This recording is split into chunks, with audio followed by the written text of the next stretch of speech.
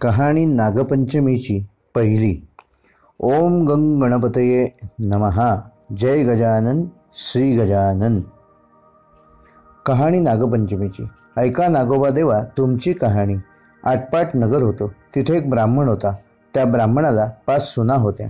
चातुर्मासात श्रावण मास आला आहे, नागपंचमीचा दिवस आहे। कोणी आपल्या आजोळी तर कोणी पंजोळी, कोणी माहेरी, अशा सर्व सुना गेल्या आहेत। सर्वात धाकटी सून होती, तिच्या माहेरचं मात्र कोणीच नव्हतं। तेव्हा ती जरा खिन्न झाली व मनात म्हणाली, माझा सर्वसंबंधी नागोबा देव आहे असं समजून नागोबा मला माहेराहून न्यायला येईल असं म्हणू लागली। इतक्यात काय झालं, शेषभगवानास तिची करुणा आली। त्याने ब्राह्मणाचा वेश घेतला व त्या मुलीला माहेरी नेण्याकरता आला। ब्राह्मण मुलीचा नवरा विचारात पडला की हा इतके दिवस कुठं लपून राहिला होता आणि आत्ताच कुठून आला। त्याने आपल्या पत्नीला विचारलं। तिने सांगितलं की हा माझा मामा आहे। ब्राह्मणानं तिची रवानगी केली। त्या वेषधारी नागाने तिला वारुळात नेलं आणि खरी हकीकत तिला सांगितली। फणीवर बसवून आपल्या बिळात घेऊन गेला। आपल्या बायका मुलांना सक्त ताकीद दिली की हिला कोणी चावू नका। एके दिवशी नागाची नागिण बाळंत होऊ लागली, तेव्हा त्या माहेरवाशिणीला हातात दिवा धरायला सांगितला। पुढे नागिण व्यायली, तिची पिलं वळवळ करू लागली। ही मुलगी ते पाहून घाबरून गेली। हातातला दिवा खाली पडला। नागिणीच्या पोरांची शेपटं भाजली। नागिण रागावली व तिने सर्व हकीकत आपल्या नवऱ्याला सांगितली। तो म्हणाला, तिला लवकरच सासरी पोचवूया। पुढे ते पूर्ववत आनंदात वागू लागले। एके दिवशी त्याने तिला अपार संपत्ती दिली।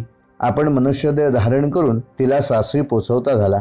पुढे नागिणीची पिल्लं जशी मोठी झाली तशी त्यांनी आपल्या आईला विचारलं, आमची शेपटं कशाने तुटली। तिनं त्या माहेरवाशिणीची गोष्ट सांगितली। त्यांना तिचा फार राग आला। तिचा सूड घ्यावा म्हणून ते तिच्या घरी गेले। तो नागपंचमीचा दिवस होता। या मुलीनं आपलं पुष्कळ वेळा आपल्या नागभावांची वाट पाहिली आणि ते येत नाहीत म्हणून पाटावर आणि भिंतीवर नागांची चित्र काढली व त्यांची पूजा केली। तसेच जवळ नागाला लाह्या, दूध वगैरे ठेवले। उकडीचा नैवेद्य दाखवला। हा सर्व प्रकार नागांची पिलं पाहत होती। सरतेशेवटी मुलीने देवाची प्रार्थना केली, जय नागोबा देवा, जिथं माझे भाऊ लाडोबा आणि पुंडोबा असतील तिथं खुशाल असोत असं म्हणून नमस्कार केला। हा सर्व प्रकार नागाच्या पिल्लांनी पाहून त्यांच्या मनातील हिच्याबद्दल सर्व राग निघून गेला। तिच्याविषयी त्यांच्या मनात दया उत्पन्न झाली।